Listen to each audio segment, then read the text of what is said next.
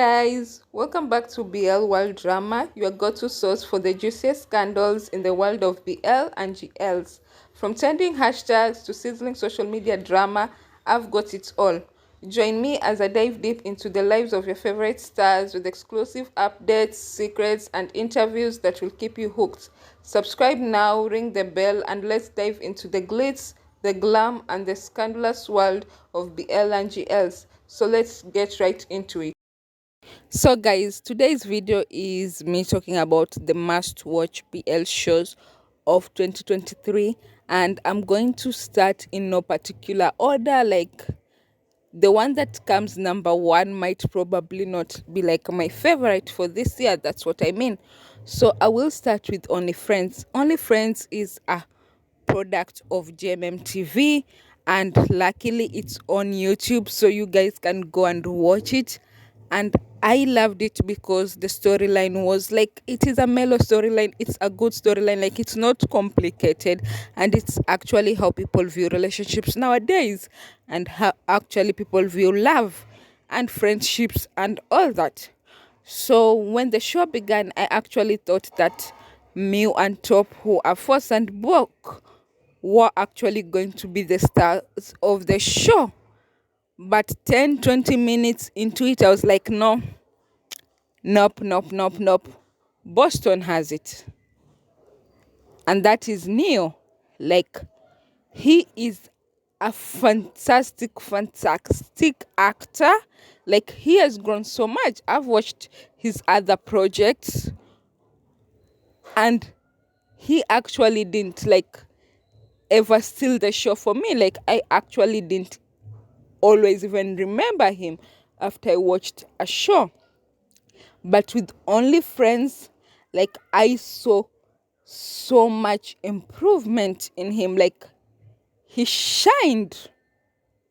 He shined, and he was my favorite character. Like, Boston was it from me from episode 1 to the last episode, episode 12. Like, Boston was the guy for me. And then here I thought, okay, Boston has it. Then come Fast Katang, Sand Ray Sand. Like, I was shocked because I've never looked at Ray and Sand like in that way. Like, I've never been a fan of them. I actually I I I don't know, I just didn't see like they gelled together. Like, they were just not the couple for me. Like, if I would like say my top 10 BL couples, like, they were not anywhere close to the list. But I was blown away. Blown away from episode, I think, 3 or 4. Like, my eyes were always like, when is the Ray Sand scene coming? Where is the Ray Sand scene coming? Like, they ended up being like my ultimate couple. My ultimate character, don't forget, is Boston Neo. But my ultimate couple, like Ray Sand together, chemistry off the roof, talent off the roof. Like, they embodied their characters like in a magnificent way. Like, I was shocked, and I was like, have I not been watching the BLs that have been on like well, with an open mind? Or is it that I'm just discovering how talented they are? Or is it just they've just grown so much that they have been this good? Because I remember I couldn't even watch them in, I think, My Star, the GMM TV production that has different BL shows that they had in the year. Like, I couldn't watch them there. So I'm absolutely blown. I'm a fan now. I'm a fan of Fast Katang. Like, I am not their number one fan, but I'm probably their 50th, because I know that list is long, long, long, long, long, long. But I'm actually 100% Team Fast Katang now. Now, when it comes to Mark, I actually didn't I wasn't 100% impressed by his acting, but a couple of scenes he did great. But majority of the scenes I wasn't actually like impressed. But I did like his dynamic with Boston, because when he was with Boston, like he was like a different character. Like I don't understand, like you could see a light shine over him, but when he was on scenes acting like separately without like Boston, I felt like he got lost. I don't know if you understand me, but he's actually a good actor. So I'm hoping like he has more experience going forward. I hope that this coming lineup he actually gets another show where he's actually given like a much bigger role, so that he has the opportunity to continue growing. But all in all, I would actually give his character like a 75% out of 100, which is not bad. But there is like a lot of room for improvement. And like the lesbian couple, I was actually very disappointed, because I wanted them to show them more. Like I wanted a dynamic whereby they actually explored like friendships in the lesbian community, but I guess it wasn't the show for that. So I was actually disappointed in that part. And also I was also disappointed in the trans relationship, whereby they tried to show like the insecurity of trans people in a relationship, but they didn't actually explore like how how those relationships are. Like they didn't go deep. And I do understand like it's a 12 episode program, which only airs for around 40 to 45 minutes. So all in all, I will give it a 8. But I felt like there were so many gaps that they would have explored, and it was okay. And people were like disappointed. Some people were disappointed in the ending, but I actually like loved the ending, because the ending was whereby like two insecure people who are Ray and Sand actually found a home together. Like they found comfort and security in one another. And Mew and Top, like it showed how like you can love someone so much, and they can do like disgusting things to you, but because of that love you go back, but you are still not sure if you have made the right decision, and you are actually like prepared for the best, but you're also actually prepared for the worst. And I know that it's okay, because right now, according to where the world is right now, like people are not so big on second chances. So I feel like it did cover that it's okay sometimes if you love someone enough or so much, it's okay to give them a second chance, because it might be just a one-off mistake. And if that mistake does get to repeat itself again, it's actually okay to walk away. And I loved that part. And then I loved the Boston and Mark story, because at the end of the day, as much as people who would have wanted like a happy ending for them, I actually believe like it was a very good decision for the writers and the producers and the directors to actually choose that Boston should be on his own, because Mark wasn't himself whenever he was with Boston. And I feel like it was time for like Mark to actually find himself. And it was okay for Boston not to be a relationship type person, because some of us just aren't.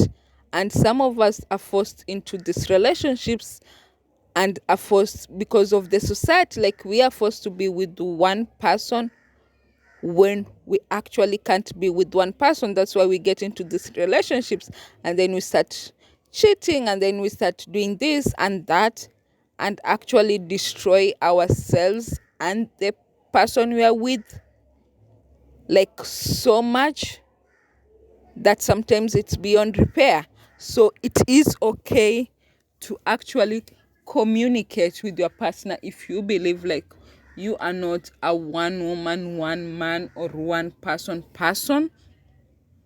And it's okay for them, for you to give people like an opportunity to actually decide whether they can stay with you in the life you choose or not. And it's okay for you to say, no, this is not the life I want to. Like, I want like a relationship with someone that is for me and me alone.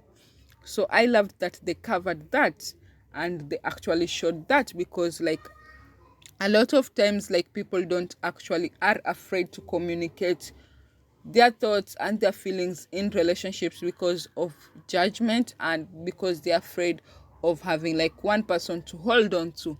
And sometimes it's okay, because you might never know, maybe the person you're trying to like hold on to is not actually you person. So you might be able to find some other person who actually feels the way that you do, and then you can find a middle ground and have like a relationship from it. So another thing that a lot of people did complain about was the the relationship, not relationship, the character Boyeng. Like, people felt like it was unnecessary to be on the show. But I actually feel like the character Boyeng was actually very, very necessary, because sometimes we have people in our lives in these relationships that don't actually know what they truly want. Like, they're swayed with the little things, like the shiny things. They're actually not into, like, I don't want to say commitment, but they're not actually steadfast in their relationship. And they actually feel like most of the times they have to get ready to leave you before you leave them. And I feel like Boyeng was that kind of person. Like, he showed that in whatever relationship like he was in, he actually was always up for the infatuation. Like, if you were infatuated by him, if you like showed him this kind of flat passion and all that, he was into that. But he was not actually into more of the relationship. He wanted people to be like, what do I say? I don't want to say like magnetized by him.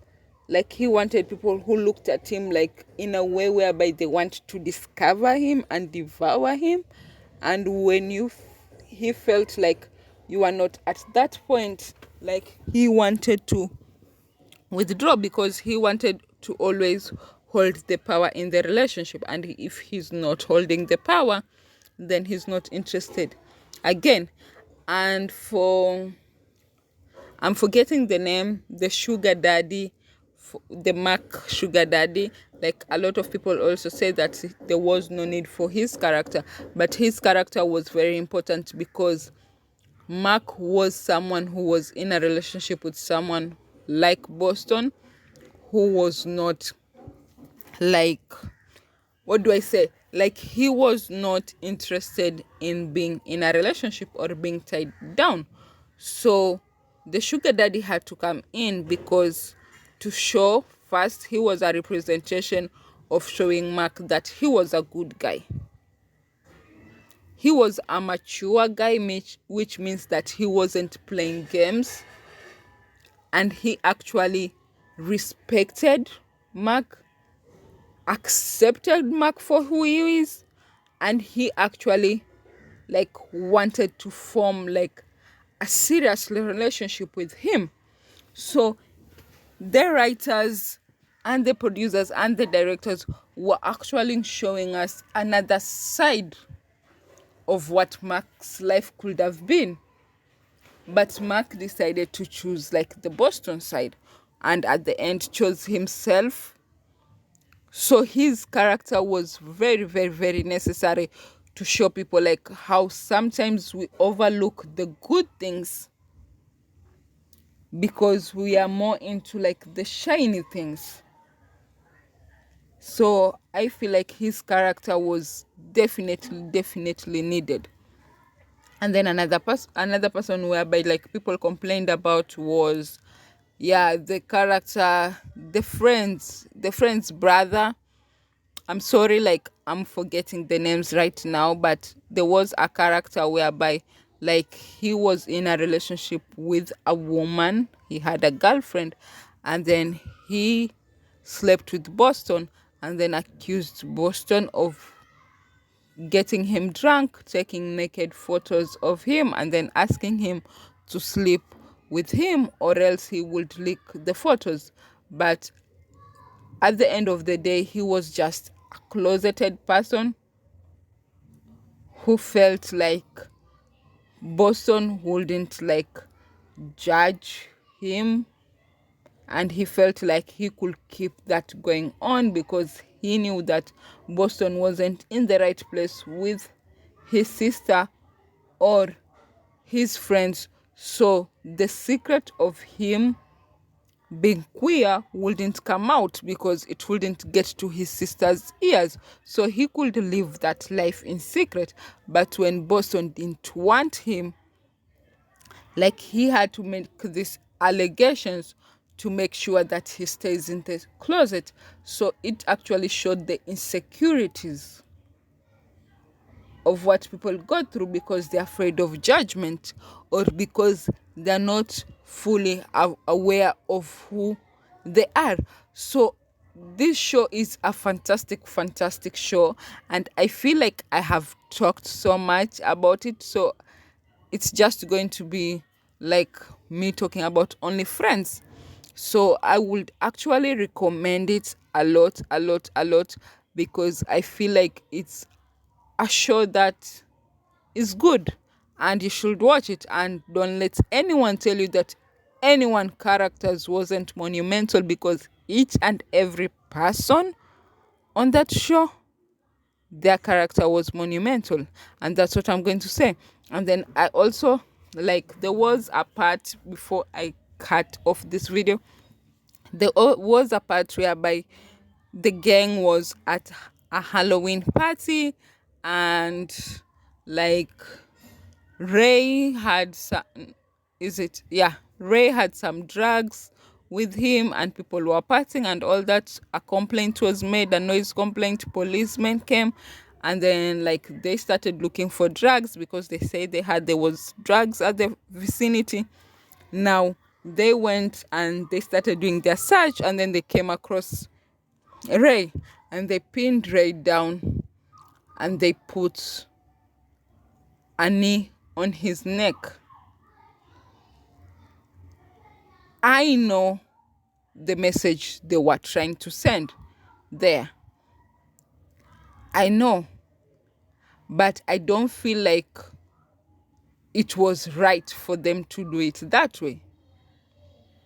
That's the only I had about the whole show, because I know they were trying to maybe make it like a tribute or something towards like the George Floyd incident, but it wasn't it for me because at the end of the day we know like the rumors and what they were saying about George Floyd, that he had drugs on him and all that, like he had ingested drugs and all that. That's why, like, even though the knee was on his neck, that's what led to his death. And for them to actually put like that scene in a matter of where Ray was out doing drugs and then having the knee on his neck, like, it brought back like very painful memories of George Floyd. And I actually didn't like that part, to be honest. I didn't like it. I didn't like the way it was portrayed and everything. If there was one thing that I would actually want to change, I actually want to tear up right now, like, I will change that part.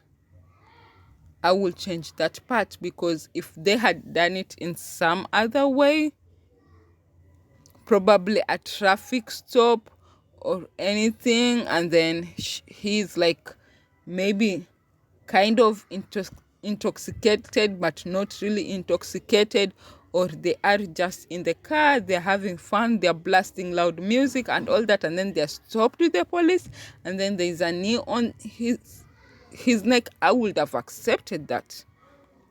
But that whole party scenario and all that, I didn't like that. I didn't like that. So that's the only I have on the whole show. But all in all, it is a good show. I would actually give it a 9 out of 10. So if you haven't subscribed, please subscribe. Turn on the post notification. Give me a thumbs up if you like this video. And I'll see you in my next one. Bye.